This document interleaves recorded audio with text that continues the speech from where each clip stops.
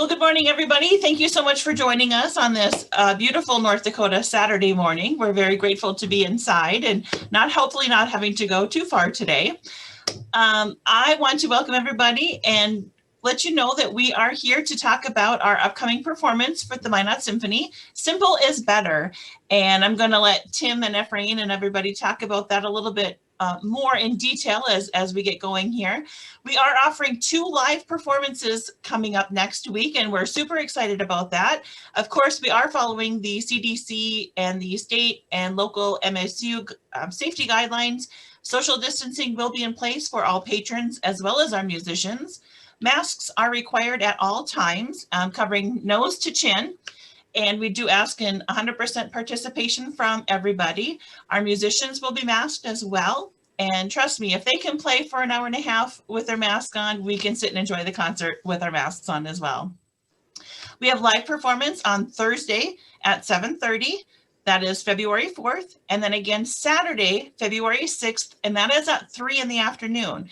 And so that is different than our normal concert times because it is a family concert and we want to encourage people to bring children because it's so important for them to be able to experience live symphony music. And especially at this time, we all need some little happy in our lives, and music certainly does that for us.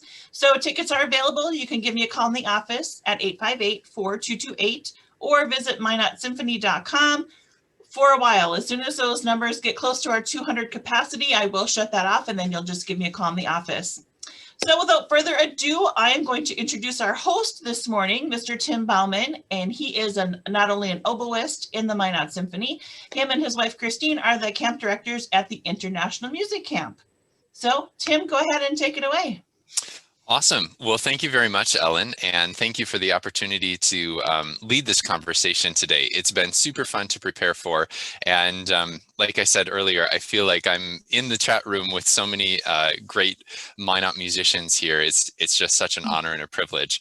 So thank you to everyone for joining us today, and we're going to plan to dig into the music a little bit, and I've got some info that for me kind of helps shape how I listen to the music. And I wanted to share that info to you because as we know, music is not just an isolated element of our lives. It really is tied into our culture and our times. And so the more that we understand music, the more we're able to understand the history that it existed in. And likewise, the more that we understand the history that the music was written and performed in, we're able to kind of get a better understanding of what the composer and the performers are trying to say in their performance of everything. So this concert that we have going on is a really cool and unique one because it is designed for our young people in the community to help inspire a little bit of excitement and imagination about music and about them continuing their journey as lifelong musicians in the Minot area. But it's also a really great chance for us to showcase the talents of our young people in the community. And so this is the annual concert where we get to focus on the winner of the high school concerto contest. And this is something that the Minot Symphony Orchestra does every year. And they solicit auditions and performances from area high school students. This year, I think there were about 8 to 10 performances. And students who do this are high school age students. They prepare a piece of music that can be performed with a symphony, and then they perform for I don't want to say a high stakes panel, but it's like a public performance of university professors who listen to their performance. And having students who've gone through this process, I know that it's a huge growing opportunity for them. But then the top prize, of course, is to be the person who wins the contest and then gets to perform with the full symphony. And that is a really great honor and privilege. So today I'm excited to say that we are joined by the winner of the 2020 Concerto contest, and it is Kevin Vandal. Kevin, I am not going to do nearly as much justice introducing you as letting you talk a little bit about yourself. So first of all, I want to say congratulations on winning this award and competition. And then secondly, I'm going to say for our listeners today, can you tell us a little bit about yourself, how you got to this point, some of the things that make you tick, and just let us know who you are a little bit. Sure. Let's see. Currently, I live in rural Rolette County. This is about 2 hours away from Minot, and I've been in this area for 6 years. And for most of that time, I've been taking private piano lessons at Minot State with Dr. Diana Anderson, whom I actually met back in 2017 at International Music Camp. That's definitely one event that has brought me to where I am today musically, was attending International Music Camp. It was such a great experience in so many ways, just to be surrounded by other young, serious musicians and to have access to top-notch faculty. And yeah, I would definitely say that was one thing that changed my life in a good way. Before that, I lived in Botno, and I took lessons there too from a different instructor. So I've been surrounded by a variety of music and educational opportunities from a very young age. I first started piano probably around, maybe I was 4 or 5. My dad got me started with simple finger exercises and scales and things like that. And I just really enjoyed the experience of producing music on an instrument. And so I guess that's where it all started. Awesome. What a fun story. And I have to say, Kevin, I as a musician myself and a member of the orchestra, I'm thrilled that I get to talk to you, because so often as musicians, we sit down, we get ourselves ready, and then the soloist comes in and we clap, and then the conductor gives the downbeat and we play, and then the soloist is done, and then we all clap and we say, great, good job. And then you disappear and we don't get to interact with you much. And so this is really fun to kind of learn the backstory of who you are and how you got here. And I think the audience even has less interaction because they see you walk on stage and then they see you walk off stage after a great performance. So this is really cool. And thanks for sharing a little bit about your history and how you got here. The piece you're performing is the Camille Saint-Saëns Piano Concerto No. 2 in G minor, and it's the first movement of that. This piece is a really unique one in that usually in a typical world, the concerto starts with the orchestra, just kind of chunking along for maybe a minute or two, and then they stop and the piano starts to play, or the soloist starts to play and kind of reveals the theme or the main melodies. But this one's different. You are the person for the very first part of this. You have this big, elaborate technical cadenza to start. How does it feel to be like the front and center right away on that? It's very exciting to walk on stage and sit down, and the very first sound that hits the audience ears comes from your fingertips and you alone, and it's pretty exciting. And then once that first, in this case, it's an octave in the bass. As soon as that first octave is played, you're just off on this several page cadenza until after a very lengthy crescendo, the orchestra finally enters. And I think it just is such a great way to start this concerto, because it's unusual in so many ways. And to start with a cadenza like that really sets up the position of the piano soloist and puts it in stark contrast to the orchestra's role. That first cadenza, interestingly enough, is quite in the style of a Bach fantasia, and that improvisational style forms a little motif that is then repeated towards the end of the movement in a very, very different way. So that's one other way that this opening cadenza helps the piece function as a whole.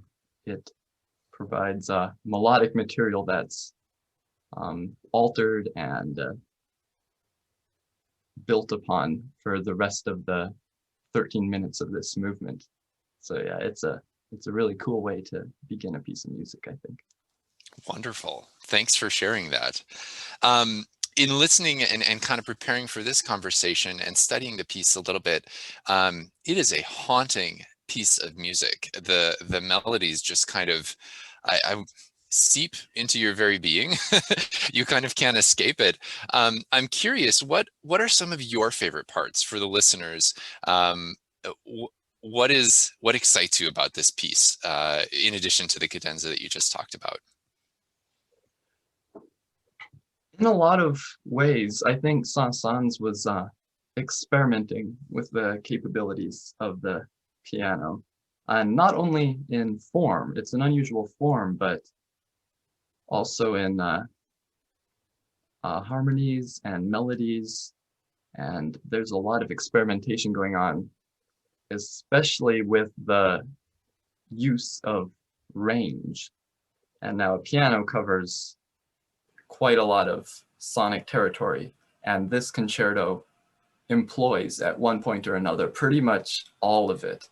At the end of that opening cadenza, it goes all the way down a half step at a time to the very lowest note on the piano, and it's things like that that are just really fun to play. And then later on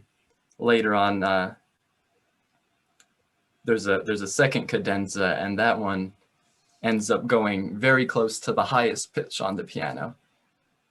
There's a lot of opportunities to enjoy the extremities of this instrument. So that's one thing that's really noticeable about this piece. Just listening through it, it goes from the absolute highest range to the lowest range, and sometimes within a measure there's one bit. The whole first half of the piece is kind of working up to this very rapid arpeggioed, repeated note-based theme, and that part reminds me of one of those old-fashioned typewriters. It's just rapidly, and then it jumps all the way down, and that happens 4 times in quick succession, just covering the entire keyboard over and over, and it's almost just for the fun of it. It goes by so quickly, but that's definitely one of the most enjoyable aspects of this movement. Awesome. I can't wait to see and hear you perform it. I think for our listeners, it's important to understand the historical context in the history of Western music that brings us to the Saint-Saëns Piano Concerto No. 2. So remember, as we start with the Renaissance and with classical music and Baroque music, or Baroque and then classical in correct order, we start with this very restrictive set of rules of things that we can and can't do as composers. So, you know, Baroque was all about like, are you avoiding parallel fifths? Yes, then you have a piece of music. You're good to go. You know, it's a very simplified version. And then classical music tends to start to create these beautiful earworm melodies like Mozart and Haydn composed for us. And then when we start to get into the classical, which is kind of, the romantic, which is heralded by the latter half of Beethoven's works, we start to get in this idea that music is about evoking emotion from people. And so we start to get thicker textures, new explorations with harmony, new instrumentation and new sounds coming out of the orchestra. And Saint-Saëns really represents the second half of the Romantic period of Western music, in which the composers were using all of those tools that their predecessors had developed, but now they were starting to find ways to make themselves unique, and that often showed in terms of technical virtuosity. So like Kevin was talking about, just rapid succession, lots of technique stuff, but also explorations of what the instruments could do. And you know, we see a contemporary of Saint-Saëns is Franz Liszt, who had, you know, the moniker of having sold his soul to the devil because he could play so fast, and so he had such large hands that he was able to do like physically Guinness Book of World Records things on the piano. And Saint-Saëns is employing the full scope and sonic ability of the piano, just like Kevin said. So it's important to remember that we're starting to get into the quote unquote experimental stage of romantic music, still evoking emotion, but starting to really push the boundaries a little bit. Okay, Kevin, you have given us a wealth of knowledge. As we wrap things up, typically this concert is performed for an auditorium full of 4th and 5th graders. And I am curious if you have any messages either for 4th or 5th grade Kevin that you would have told yourself back then, or for other aspiring musicians who are saying, I love music and I'm going to keep making it for the rest of my life.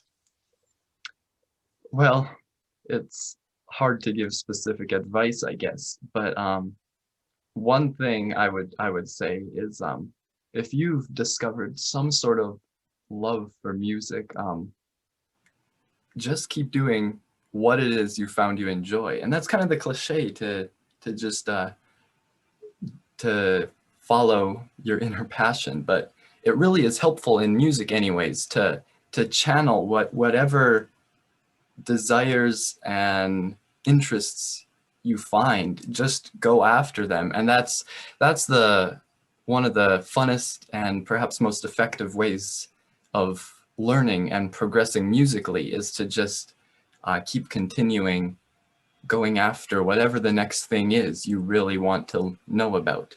I remember attending these children concerts myself, and it was my first introduction to the symphony experience, and perhaps even live classical music concerts in general. And just getting to have that experience of experiencing that the combination of the many instruments and the huge variety of sounds and music they can produce, it was just invigorating to me, and that is what made me excited. One other, I guess, tip I could say is that if you are serious about studying music, or even just interested in studying music, find someone who can help you with that. Find a teacher, or more importantly, someone who can serve as a mentor. It is so helpful to have someone behind you that has more experience and more knowledge, just ready and able to give you that aid. And so that's what I would say to any 4th and 5th graders who are interested in that. If you do what you enjoy, and find someone who can help you with it. Wonderful. And that is sage advice. And you've got a great mentor backing you with Dr. Diana Anderson. What an amazing resource and value she is to our community. We really appreciate having her and all her work there. Kevin, you are sage beyond your years. This is really, really fun to hear. We're going to move on to talk about a few more things with this concert, but I just want to say again, congratulations, and thanks so much for taking some of your Saturday morning to talk with us. I am super excited to hear your performances on Thursday and Saturday of this upcoming week.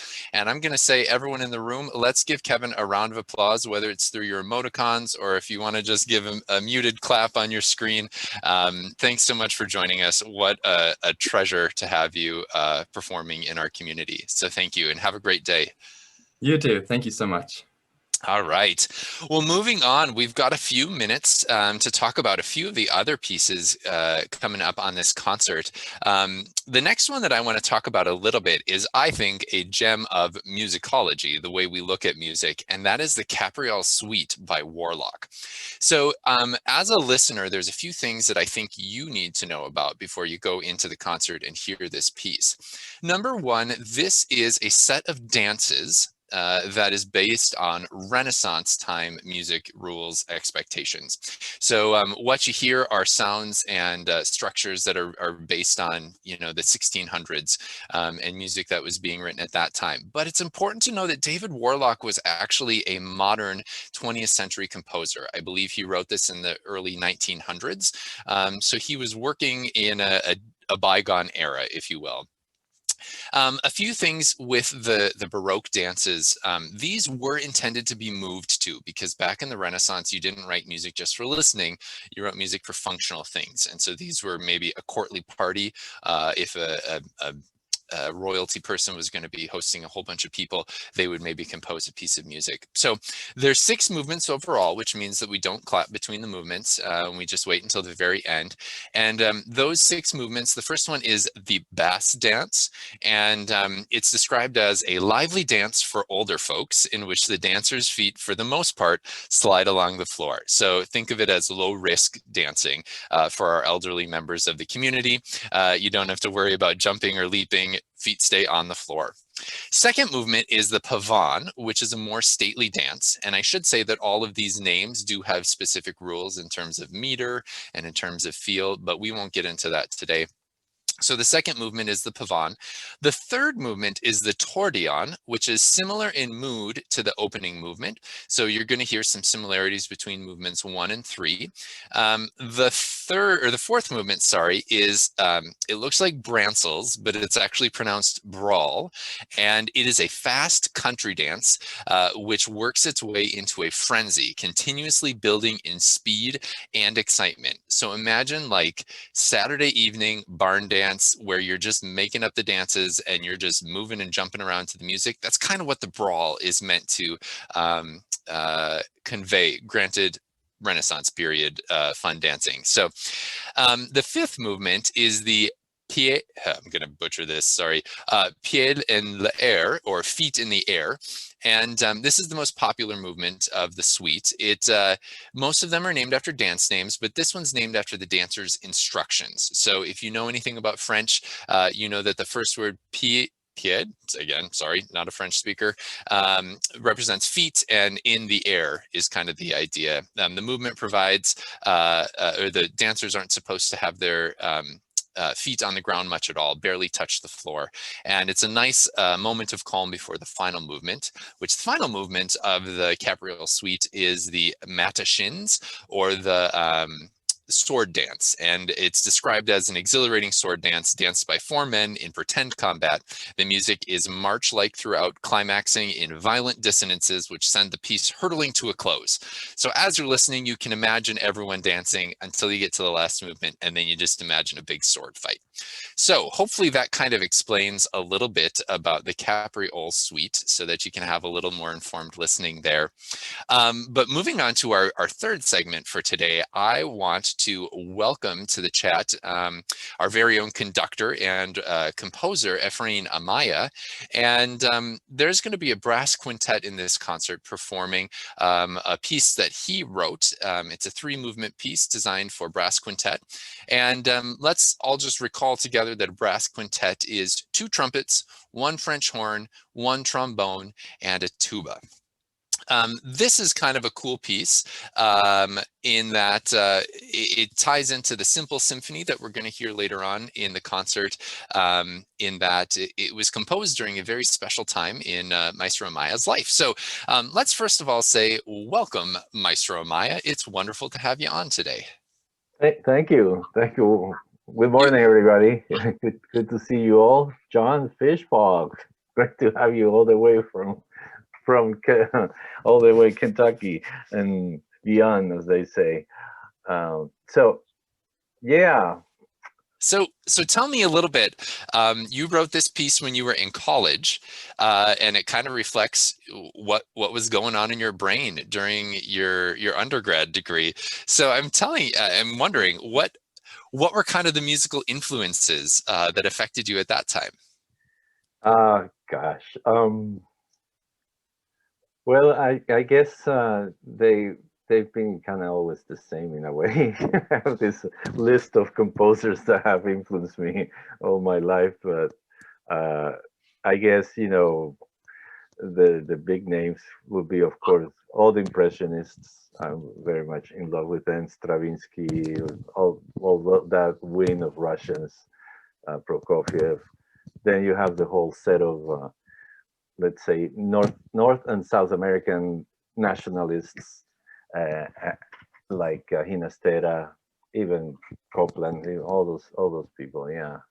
So revuelta. So you have a mix of all these people, and then you throw a little flavor of Venezuelan folk into it too, and you get what I was really influenced. Yeah. So, Awesome.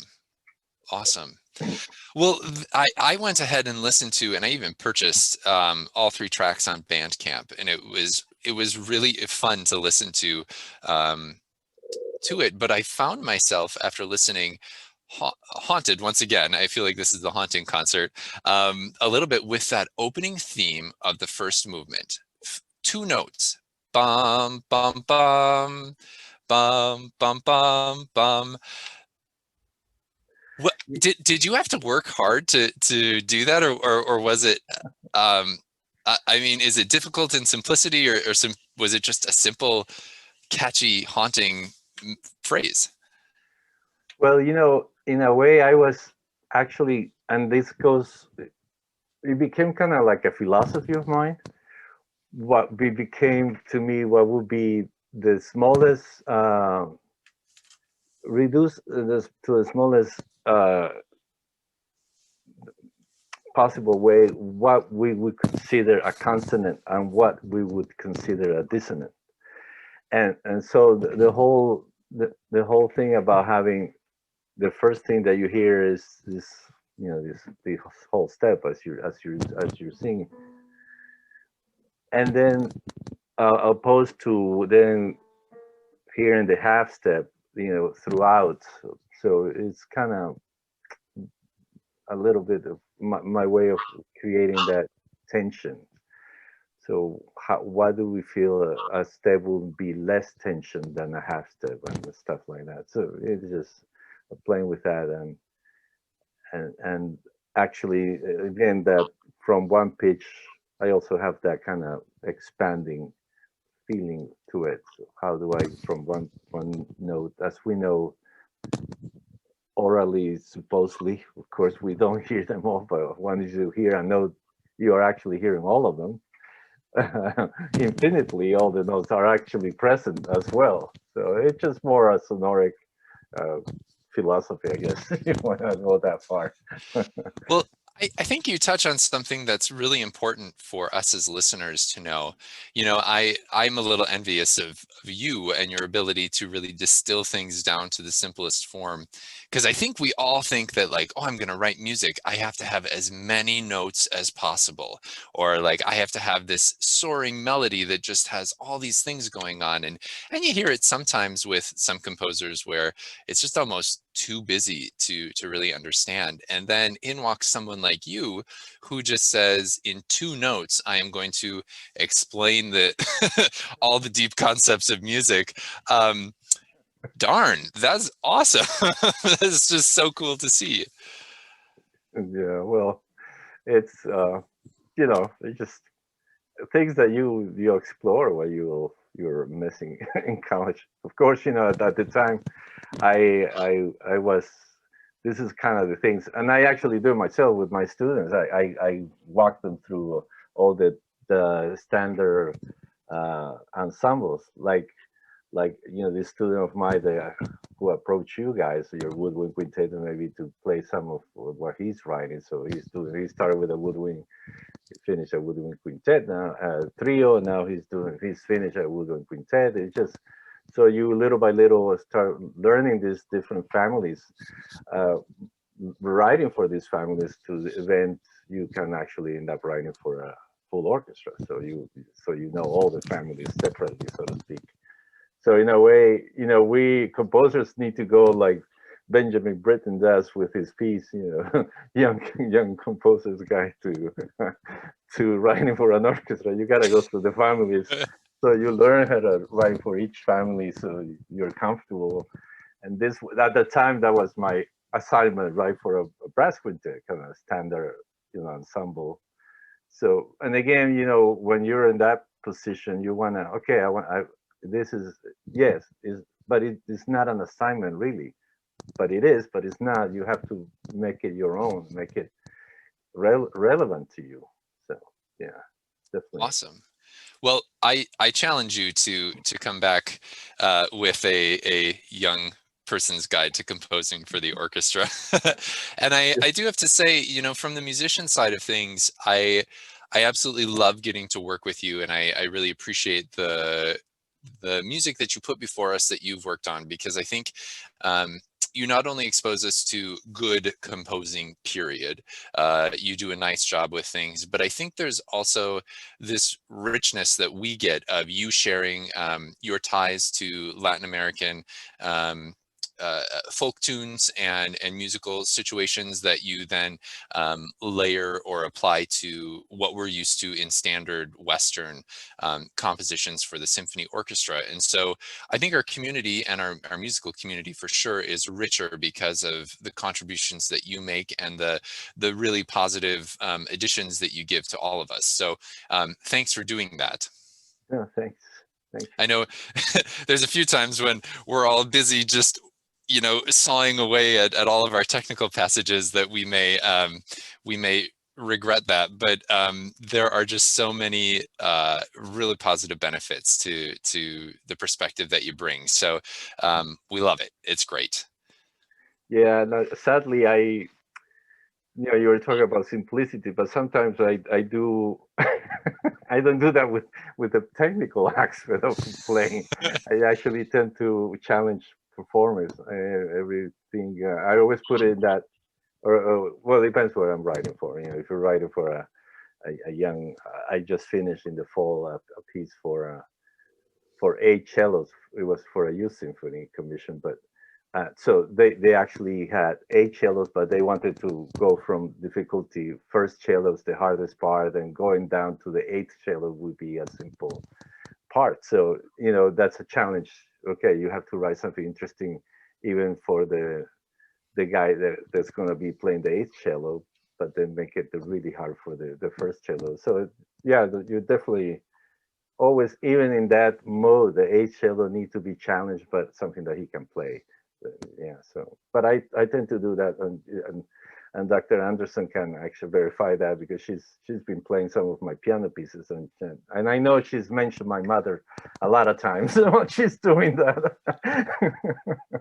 But yeah. Good. Well, that's great. Thank you so much for taking a little time this morning to join us. It's a treat always to get to work with you, period. And it's a treat to kind of pull back the curtain, if you will, and let our audience see and know a little bit about your music. So again, that is going to be the Amaya Brass Quintet that members of the brass section of the symphony will be performing at the concert on Thursday and Saturday. We've got one or two more pieces to talk about a little bit. Should be just another minute or two, but let's give a round of applause and a thank you to Efrain.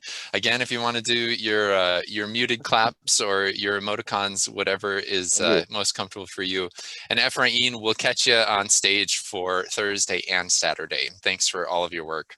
Thank you, guys. Thank you. Appreciate it. The last 2 sets of music that we have going on for this concert, the next one is a piece for woodwind quintet called Opus Zoo, and it's by an Italian composer named Luciano Berio. And Berio is a modern composer. He just passed away in 2003, and he represents the contemporary era of music composition. And you know, we talked about that progression from Renaissance up to the Saint-Saëns at the end of the Romantic period, when composers were starting to explore the technical capabilities of each instrument, and especially the virtuosic elements. Well, the 20th century composers really go very hard towards that end, and Berio in particular is noted for just writing things that are technically almost impossible, but the concepts are there of all the different things that that he's got going. So the Opus Zoo is a 4-movement piece, and it's meant to be kind of a children's story on 4 different scenarios. The first is called The Barn Dance, and the second is called The Fawn. The third is this really fast, kind of articulate, frenetic piece called The Gray Mouse, which again would make sense. And then the 4th movement is this kind of caterwauling chunk of music meant to describe a fight between two tomcats, Bartholomew and I can't remember the other name. But I mean, it is like the lowest of lows all the way up to the highest of highs. If you remember the Rhapsody in Blue clarinet glissando, Mr. Young, the principal clarinetist, performs this real screechy slide that just sounds like any of the cat calls that you've heard, or kind of the meowls that you've heard from any tomcats out there. And so it's just a really fun representation of animals in the form of woodwind quintet stuff.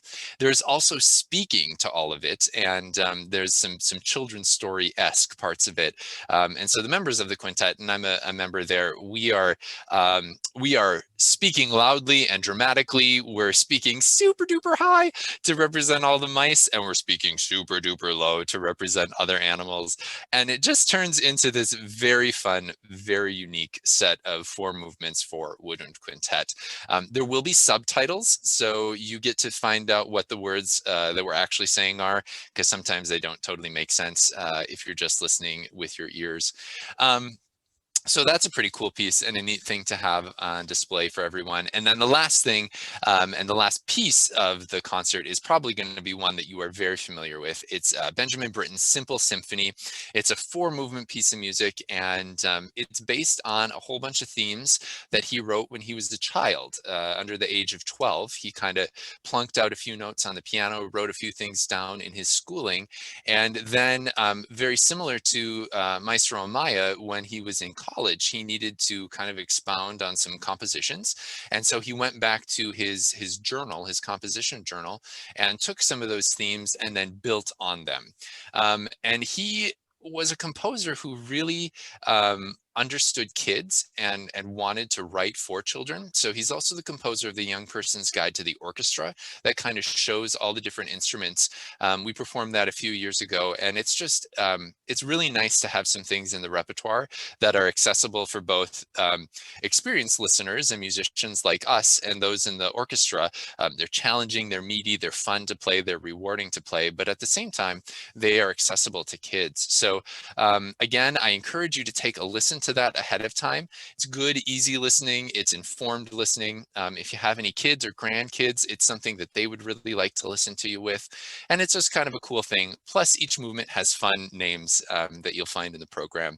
And it's just kind of a cool thing. So I think with that, we have chatted for 40 minutes, and I've taken a little bit of your morning already. I think at this point, I'm going to pass things back to Ellen, but I do want to say thanks everyone again for joining us and for the opportunity to learn a little bit more about the upcoming music. It's great to have Kevin Vandal and Efrain Amaya joining us to talk about their pieces that we're going to be hearing this week. And thank you as always for supporting the symphony. You are a big part of why this organization is a part of our community. And this organization is a big part of why Minot is such a positive and wonderful place to live and work and to call home. So kudos to all of you. My applause to your work supporting the symphony. And Ellen, I think with that, I'm going to pass it back to you. Thank you, Tim. That was amazing. It's really exciting to hear kind of the backstory and to have the opportunity to get up close and personal with not only our conductor, but our featured soloist, and for you to provide some educational input to us. Does anybody on here this morning have any questions for either Tim or for Kevin or Maestro? No? Everybody needs to have some more coffee this morning, perhaps. It's unanimous. We covered it all. We did. You did just a great job, Tim. And again, I want to thank you so much for agreeing to host for us this morning and to give us that inside look. The pre-concert lecture is something that everybody looks very forward to. And of course, in these uncertain times, you know, this is one of the bonuses because we've switched to this digital format. You get to be up close and personal, and you get the opportunity to ask questions and sit in your pajamas if you want and enjoy the educational information. Whether you're joining us live this morning or watching it on a replay, we're certainly glad that you joined us. If it's not too late, you certainly still have time to get tickets for the upcoming performance. Again, this is the Minot Symphony Orchestra, and we are performing Simple is Better. as described by Tim in this great conversations this morning. You can catch us live at Nicole Nelson Hall on Thursday, February 4th at 7:30. And then we'll do the same program again on Saturday, February 6th at 3 in the afternoon. Now, doors will open about 30 minutes prior to each performance, but advance tickets are required. We have a cap on the number of seats we can have in the hall. Of course, social distancing will be in place. Masks are required, and we have symphony masks for you. So if you're joining us for the performance, we will be handing out symphony masks thanks to the North Dakota Economic Resiliency Grant. So we're very fortunate to have received some funding from them. If you're not comfortable or you're not ready to join us in the hall, no worries, we've got you covered there too. We will also be offering a virtual performance, and you can get those tickets through Event Groove, or give me a call here at the office at 858-4228, and I can set you up with those as well. Tim mentioned a little bit about the children element of the performance. Most of these pieces will be brought into digital recording for our annual children's concert. Normally we have nearly 2,000 fourth and fifth graders from a 2-hour radius of Minot that come to the hall to enjoy the live symphony performance. And I think it's pretty common amongst our musicians that this is one of their favorite days of the year. They really enjoy seeing those children and inspiring them. They remember, as Kevin mentioned, they remember being in that seat themselves, and now here they get to perform for them. Some have even come on to be music teachers, and now they're seeing their next generation into the hall. So unfortunately, for safety, we are certainly going to not have them in the hall this year, but we will be offering them a video so that they can share this experience with their students. And that, of course, is sponsored by our amazing partner, Xcel Energy. And we also have funding from the City of Minot through the Minot Area Council of the Arts. So thank you so much for your support in that. And of course, the North Dakota Council of the Arts has been just an amazing supporter, and we're very appreciative of all that they have been able to offer us and their support, and especially getting us through this challenging time of the COVID-19 pandemic. So if nobody has any other questions, we will go ahead and wrap it up. And thank you for joining us. Thank you again, Tim. He's one of the camp directors at the International Music Camp. We certainly appreciate all that you do for our community, and we're delighted to have you and Christine as part of our symphony. And we really look forward to having everybody either in the hall live on Thursday or Saturday, or join us virtually on Saturday.